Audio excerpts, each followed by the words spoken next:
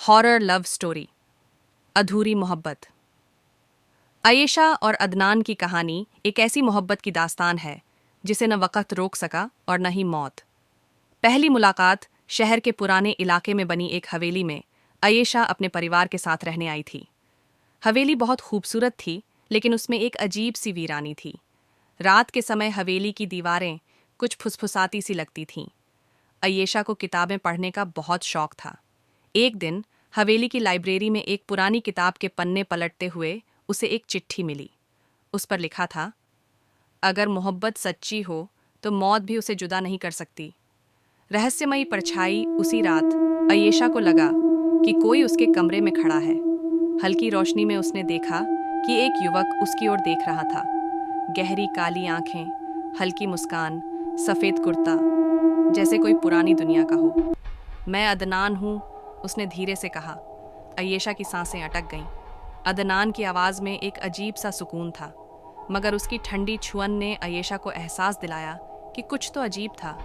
भूतिया मोहब्बत अदनान हर रात आता, आयशा से बातें करता, उसकी कहानियाँ सुनता।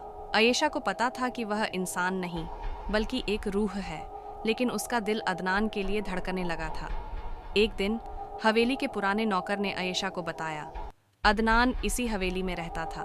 वह अपनी मोहब्बत के लिए मर गया, लेकिन उसकी रूह अब भी यहाँ भटक रही है। आयशा को यकीन नहीं हुआ। उसने लाइब्रेरी में रखी पुरानी किताबें खंगालनी शुरू की और एक खबर उसे मिली। 1920 में एक नौजवान अदनान की रहस्यमयी मौत हुई।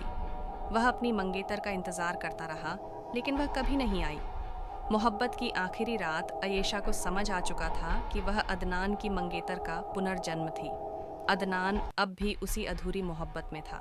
अगली रात जब अदनान आया तो आयशा ने उसका हाथ थाम लिया। तुम्हारी मोहब्बत अधूरी नहीं रहेगी, अदनान। अदनान की आंखों में आंसू थे। धीरे धीरे उसकी रूह रोशनी में बदलने लगी। हवेली की दीवारें गूंज उठीं। अचानक हवेली में रखा पुराना आईना चटक गया और अदनान की परछाई उसमें समा गई। उस दिन के बाद आयशा ने अदनान को फिर कभी नहीं देखा, लेकिन हवेली के गलियारों में अब भी उसकी मोहब्बत की खुशबू महसूस होती है। कहते हैं, जब प्यार सच्चा हो तो मौत भी उसे जुदा नहीं कर सकती।